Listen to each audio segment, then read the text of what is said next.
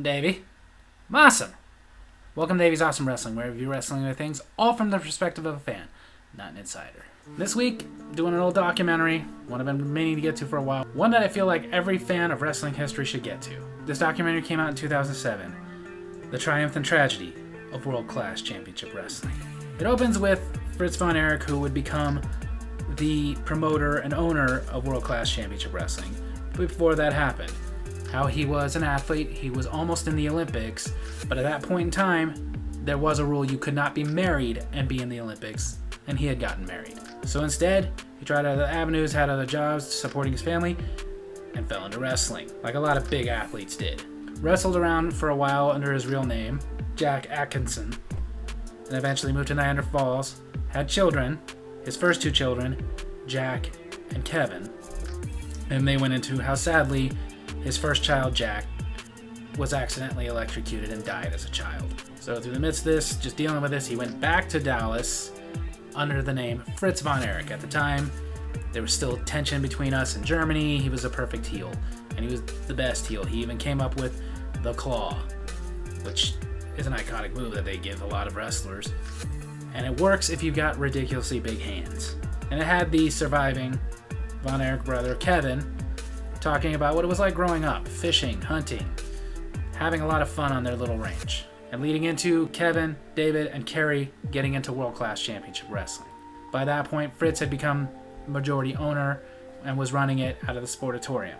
It went into the Sportatorium and how it was a place that they're nostalgic for, but it really was a dump. On television it would look good, but in real life it was like, wow, this is a dive. It was hot, it was dirty, looked like it was falling apart, but they loved it. It had a personality to it. And not told in this documentary, but just other stories I've heard about it. Apparently you wanted to stay away from the fries. And the popularity of WCCW growing to the point that before the time of cable television, you had your own television market. What made you a big hit was that there were stations all over the country that wanted you, so you could be seen all over the country. Because back then, this was the kind of time that, a popular television show in Oklahoma was never heard of in California. But in this case, they got syndicated. There was someone in every market who wanted World-Class Championship Wrestling on their television, giving them ratings. However, even though they were syndicated, Fritz was so old school that he didn't want to go outside of his territory. We'll get more into that later. Then went into the Freebirds versus the Von Erich rivalry. An iconic rivalry, legendary rivalry, and they would come back to this several times throughout the documentary. But it was the rivalry that put them on the map. And then in this documentary, of course, they went into some of the other stars, like Jimmy Garvin, who came out with Sunshine, and then later his actual wife Precious at the same time. And this was the first one that was really utilizing beautiful women, which would definitely become a staple in wrestling for a long time to come. Superstars like Chris Adams or Kamala, Bruiser Brody, and Abdullah the Butcher, who had their thing going around every territory, definitely stopped at World Class once in a while. But then it starts with the tragedy. The very first tragedy, David Von Erich's death. David Von Erich, who was set to be the next NWA World Champion. He went to a tour in Japan, he wasn't feeling very well. Kevin said how he told him he shouldn't go, but he had that mentality of he had to make his bookings, and while he was in Japan, he was found dead in his hotel room. So later what they found out was gastroenteritis. I think I said that right, probably didn't. But basically his stomach exploded. And it was a very sad, very tragic thing. They had a memorial for him in World Class. And Kerry kind of took the reins of being the next world champion. After the whole memorial thing, he won the World Heavyweight Championship from Ric Flair. But if you've heard Ric Flair's stories about that, you could tell Kerry was a little messed up. And he wasn't very reliable. So he didn't hold the title for very long. He only held it for about 14 days. Which this is back in the day of when a short title reign was about a year. Went into some other rivalries like Kevin Von Erich versus Chris Adams, and then went into the next tragedy that would kind of become a triumph of Mike Von Erich suffering from toxic shock syndrome. Apparently he got injured in a match, had to have shoulder surgery, and he ended up getting toxic shock syndrome through an infection. It happens. And it almost killed him. Should have killed him, but he lived. But his brain was never quite right again. And then went into a very big mistake they made, where they brought out a guy named Kevin Vaughn, that was his actual name, and tried to turn him into a Von Erich, saying he was Lance Von Erich, a cousin of the Von Erichs. Problem was, Kevin Von was known throughout Dallas, so they knew this wasn't a real Von Erich, and fans felt lied to. And you gotta remember, this is the kayfabe days when people did believe what they were watching a lot. It profiled Gino Hernandez and Chris Adams and their tag team, which later turned into a rivalry, but ultimately ended in the real-life overdose death of Gino Hernandez. Somebody that a lot of people felt that if he hadn't died so young, he would have been a huge legend star in the world of wrestling. But tragedy happens. Then went into what was really starting to kill World Class was the WWF, now E, was really on the rise.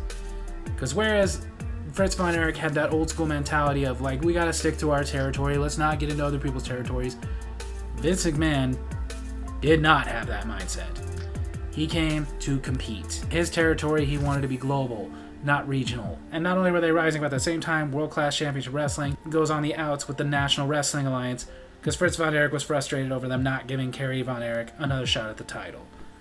So he separated from the NWA and came up with his own world championship in World Class Championship Wrestling, which I will say was a beautiful belt. But then tragedy strikes again as Kerry Von Erich has a motorcycle accident, which we've later learned cost him his foot.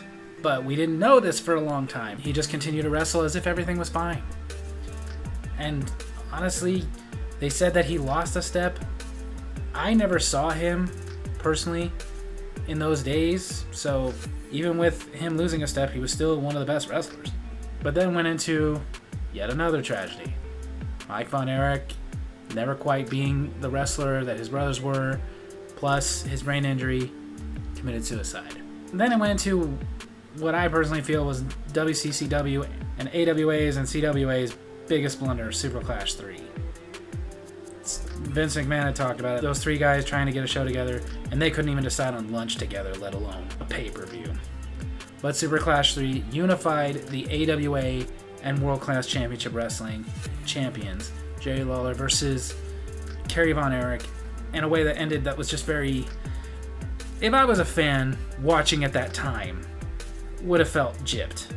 As Kerry Von Erich had the claw onto Jerry Lawler, was about to win, but because of blood being in his eyes, the referee stopped the match. I would have been like, really? Jerry Lawler becoming the unified champion and not holding it much longer after that because he didn't get paid for it, but it went into basically what was the actual end of WCCW, things declining, and Fritz Von Erich sells the company to Jerry Jarrett, who renamed it the USWA, and it was around for a little while. Never really a big competitor to WCW or WWE at the time, and eventually folded. Kevin Von Erich decided just to get out of wrestling. Kerry Von Erich decided to go to WWE, where I gotta say I remember him the most as the Texas Tornado. Came in, won the Intercontinental Championship from Kurt Hennig, Mr. Perfect.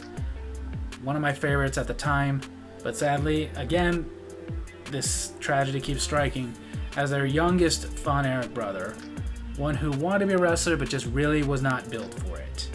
He had asthma, he was short, he was not very athletic. Chris Von Erich, he also just had a condition where he broke bones very easily. So it just wasn't going to happen. And that led to him committing suicide. And not to mention with Kerry Von Erich, this was also the 90s. The steroid stuff starts getting around and they find out he is on steroids. He's facing charges for it, and in the midst of the embarrassment, shoots himself in the chest. Making it to where to this day, Kevin Von Erich is the only brother still alive. He even used the line in this that, I used to have the greatest brothers in the world and now I'm not even a brother. I would say you are, they're just not here. But that's kind of where it wraps up. And it is a very tragic story. And they were talking about in it that WCCW was such a big, huge, wonderful company to work for that they don't want the legacy to be the Von Erich tragedy. Sadly, though, it is. Because every time we talk about WCCW, we talk about the Von Erich tragedies. Before his death, my heart went out to Fritz Von Erich. To be a father and have to bury 5 out of your 6 children. It was just a very tragic story. However, even with me never being able to watch WCCW, I wasn't really around in the territorial days, more towards the very end of it, and I didn't see a lot of territories, but the impact was felt from WCCW. They definitely changed the wrestling landscape. It wouldn't be where it is today without it. And it is sad that the tragedy does kind of overweigh that. However, what I like about this documentary versus pretty much every other story you will see about WCCW, it didn't only focus on the Von Erichs. It was a big part of it. They couldn't ignore it. So obviously they had to tell the stories, and that was the biggest chunk. But they went into other things. They went into other tragedies like the Gino Hernandez thing. They went into the stars that were there. I didn't even mention all of them. I couldn't. They went into the great things they did. They went into the Sportatorium and what a legendary place it was. They did go into some of the positive things that WCCW brought to the wrestling world. And you don't get that from a lot of these WCCW documentaries, even to this day.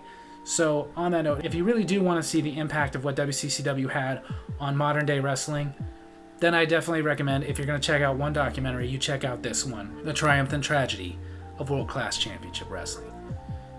It's, in my opinion, the best documentary about them you're going to find. So there you have it. That's my wrestling review this week. I hope you guys enjoyed it. And if you did, make sure to hit like, hit subscribe, hit the little bell so you get notifications for when I post new videos. And leave a comment I can respond to in my next comment corner. If you've seen The Triumph and Tragedy of WCCW, tell me what you thought of it. If you think there's a better WCCW documentary out there, tell me what it is. Love you guys.